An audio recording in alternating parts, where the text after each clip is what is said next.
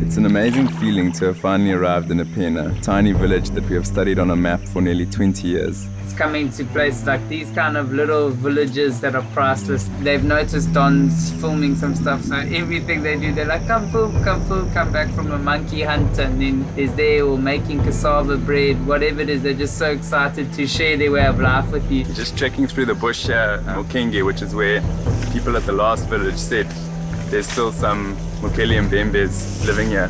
I mean, if there was a dinosaur living anywhere, this would be it. You should tell me if Mokele-Mbembe rears his head.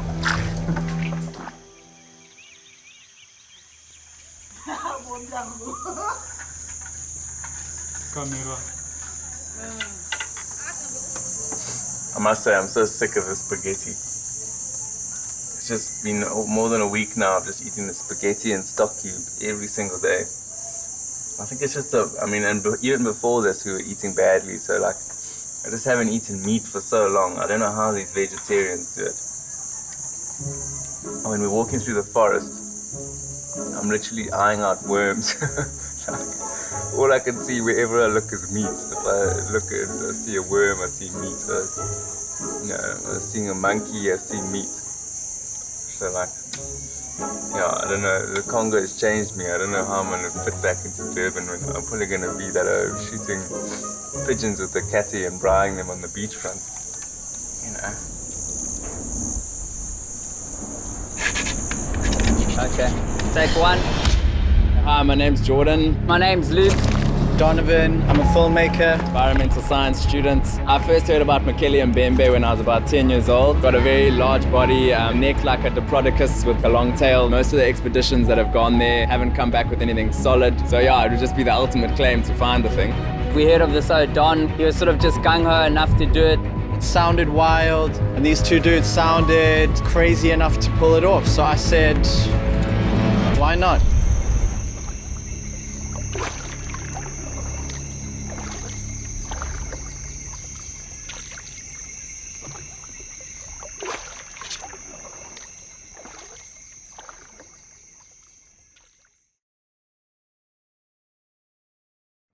Leaving home almost 10,000 kilometers, 100 days, and 10 countries ago, everything was so unknown that we couldn't really even begin to imagine what we were in for.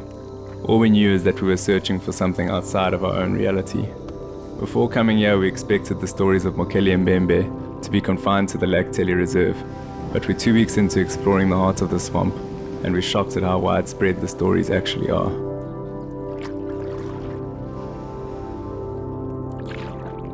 We're on our way to the next village, which apparently shouldn't be too hard to find. It's a good feeling to finally be in the heart of Mokele territory.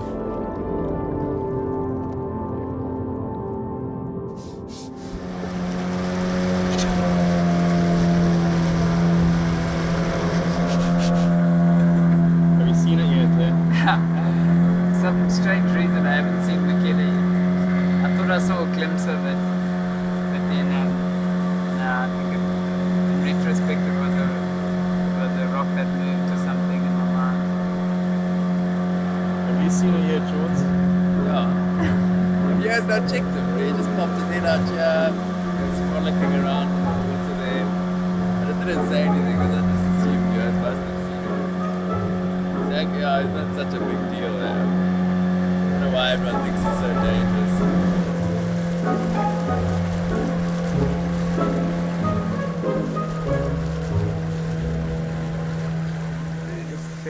Ever come across. We've heard of a pygmy village nearby, which we're going to try to get to, which is even said to have in the past killed and eaten one of these Mokele-Mbembe. So we're really excited, and we're hopefully going to go and find and uncover a little bit more of those stories. So should be really, really exciting.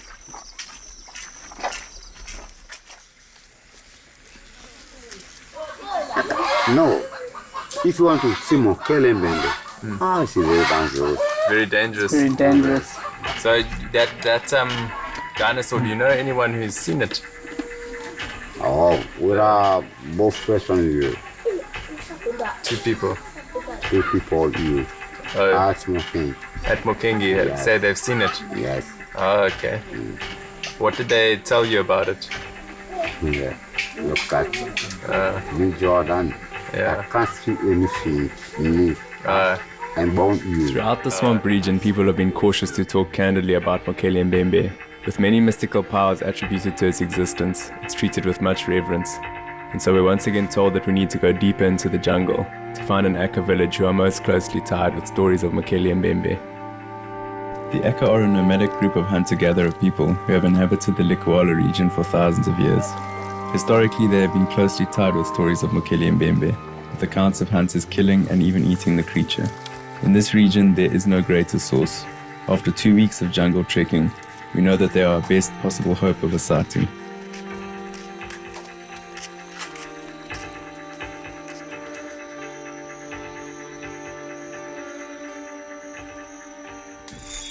We were told in Makengi that there were 2 people that had actually seen Mokele-Mbembe, but we really battled to pin them down after searching for them for a while. And it seems as though we've moved on, so it's looking like our next best bet is to make it to the nearest pygmy village. They're very closely tied with the history of Mokele-Mbembe, so we're going to make our way down there. And we've been walking for a while. We were told it wasn't too far, but it's dark now. We still haven't had any luck, so we might only get there in the morning and have to set up camp, but we'll see how things go. Bro. We literally just, me and Don are sharing a little mosquito net here. We're literally just trying to escape the bugs. The jungle is another terrain, so it's literally the moment the sun goes down, we just quickly go and hide under these nets and stuff. So this is how we spend most of our nights, just talking about nonsense, because we go into bed at like 6 p.m. every day. So, but trust me, it's better than being outside there.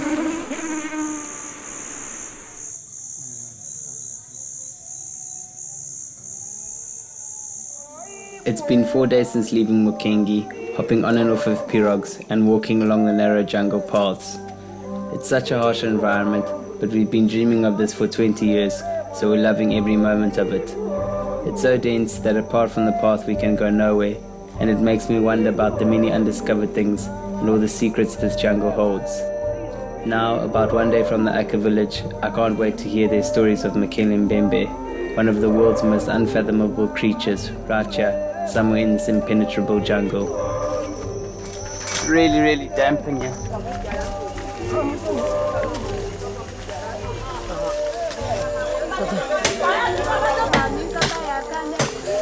Our entourage just grows as we walk further and further. People just along the path just join, and it's becoming like a real entire village experience. It's so much fun.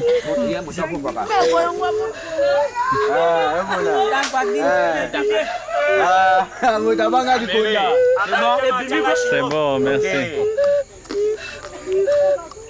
C'est le cola. Le cola.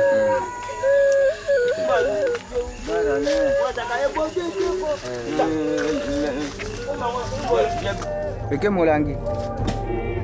Langi.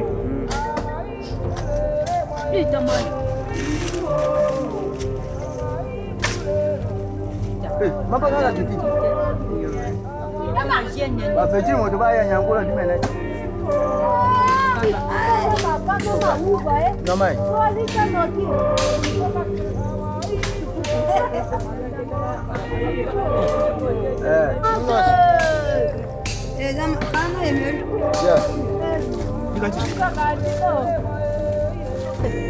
Ça c'est les cacao. C'est bon.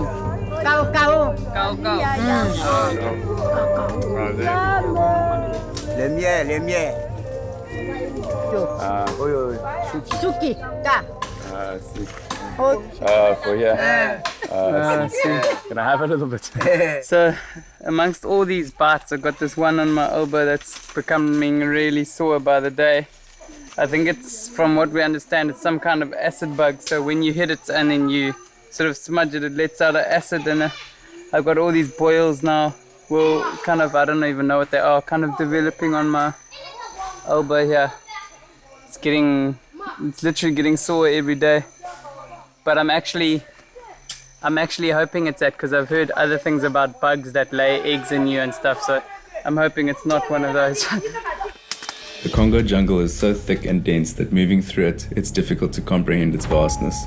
In terms of overall coverage, it's second only to the Amazon, and with 80% of it still unexplored, it's not hard to imagine what unknown creatures it might hold.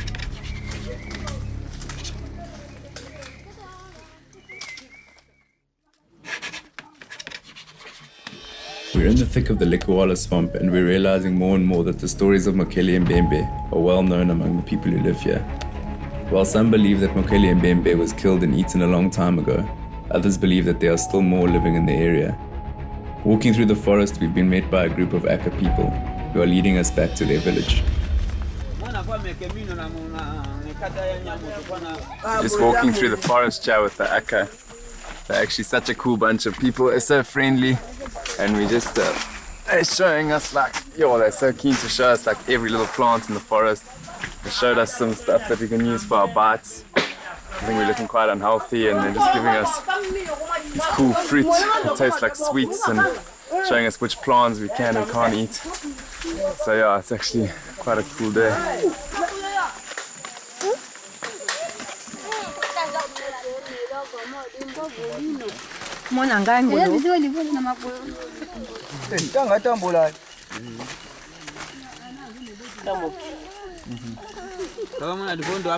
Just suddenly randomly stopped in the forest and we're making a fire, so I don't know if this is just for warmth or if someone's planning on catching something or gathering something quickly, but oh man, everyone's so nice.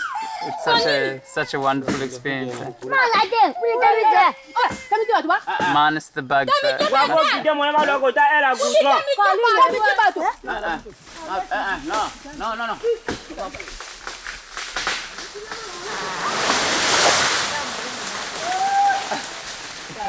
These guys are next level. They've literally just quickly cut down a tree while we've been sitting here in like 5 minutes. I don't know why they chopped down that tree.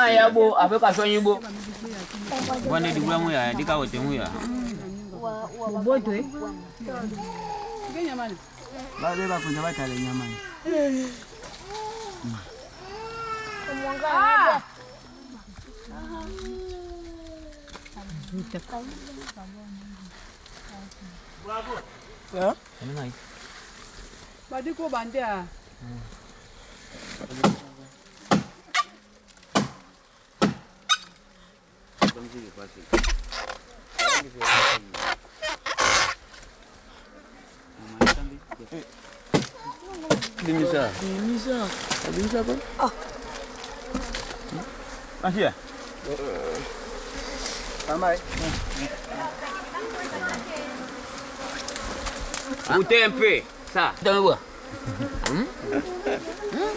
Mabota. Apa sih mabota? Engkau sudah kakak manggil yo. Muta begitu. Kumpai.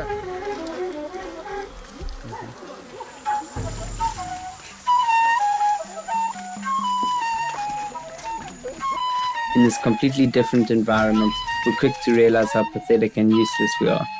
We've been treated to an education like none we've ever had before. With nothing to add, all we can do is soak it in and appreciate the hospitality we've been shown and the privilege of what we're experiencing.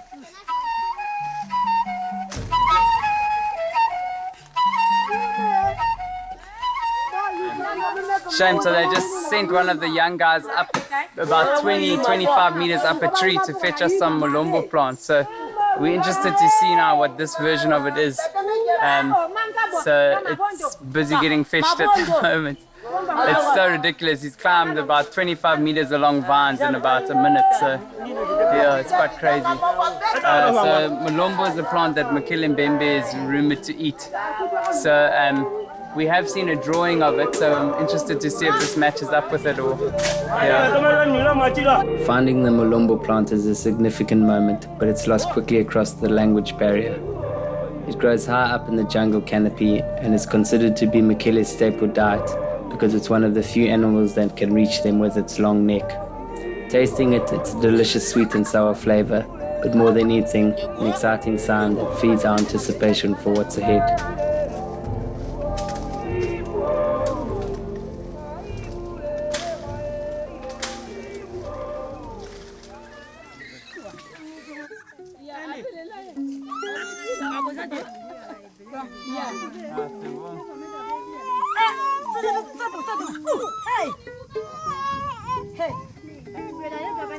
The sound of a ukulele in the middle of the jungle is a strange backdrop to my thoughts. Sitting here in amongst the AKA, having my entire world turned upside down, I'm suddenly reminded of Kwame, a friend we made on the boat's words. The jungle is for jungle people, and the city is for city people.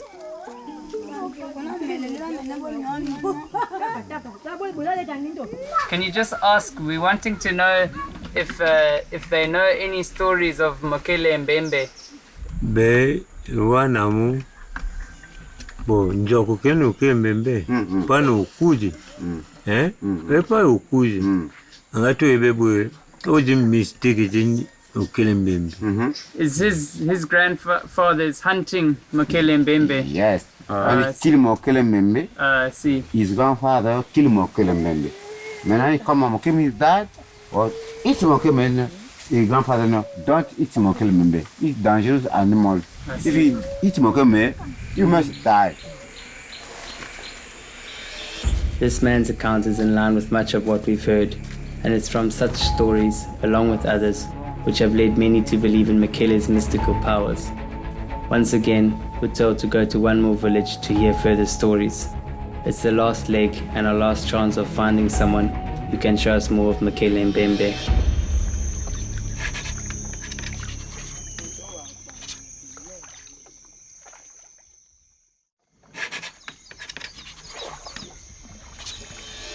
We're on our way to our final AKA village to find a man who can possibly lead us to Mokele-Mbembe.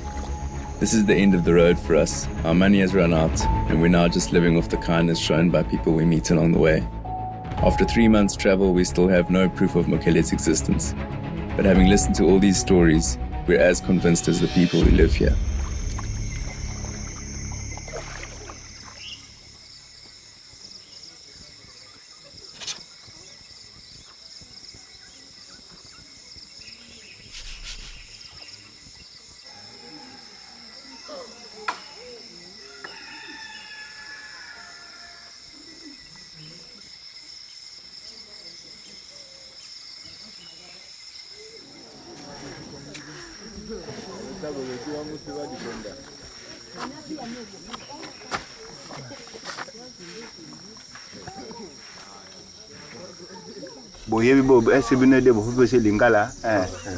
So now I am speaking in the AKA language. Oh, AKA language. Yes. Oh, okay. I noticed when we were walking in the forest, everyone is looks like they're full of joy. What does the forest mean? When they are in the forest, they have it's like they have the peace. Yes. One of the things we wanted to know, Serge, is because obviously we come from a big city, and you hear stories of different creatures and animals here. We wanted to know, do you know Mokele-Mbembe? Do the people here know of it? Yeah, let's ask you. But bango ba uti na mboka munene. Maana mboka munene. Mona tu Mokele-Mbembe. Yafanda na mai una. Na mai. Okay. He live in the water in the river. He live there, and sometime it's happened. He have the long neck, and yes, he take his neck out and to see the world, and after he will come out. Okay. They say Mokele-Mbembe eat the. You know the monkey food? The kind of monkey food. You already seen my monkey food? Yeah, molongo. Yes, malongo, yes. Molongo. Yes, they say Mokele-Mbembe eat the malongo. And he eat the grass across the river. We have the many doctors coming from the new state, and they try to go there and a long year ago to find the Mokele-Mbembe. They have many problems. Really? Yes, they can see. It's very hard to see Mokele-Mbembe. The molongo plant is growing high up, eh? Yeah, it's go high. So you know that the animal, he have we don't know, he have the long neck. Yeah. The long neck like a zebra. Yeah. What is the like a giraffe. Giraffe, yes. The giraffe neck is not so long. Yeah. For Mokele-Mbembe is very long. Yes, he can go very high to get the food there and bring down. Yeah, because so that's why they believe it eats Mulumbo, because it's very high. It's a miracle. It's a miracle. Yeah. It's a miracle.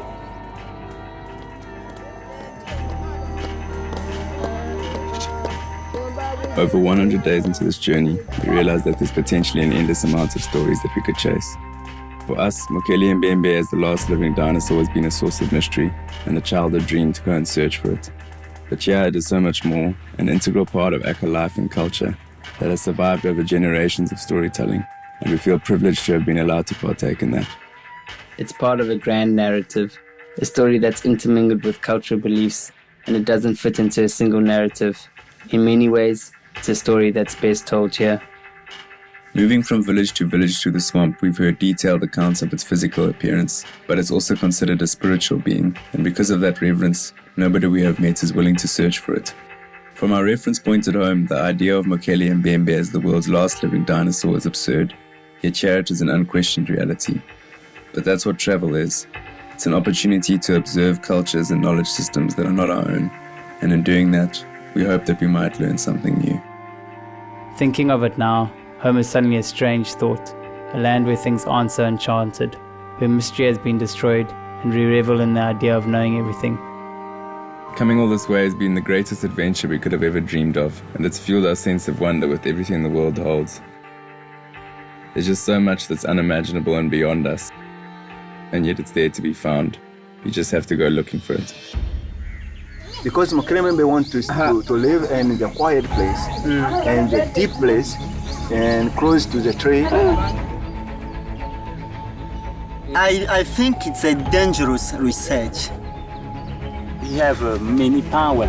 Many power. All people who suppose on looking Mokele-Mbembe will die. There are so many things which you shouldn't even try to search for. Because here in Congo there are so many things which you cannot understand.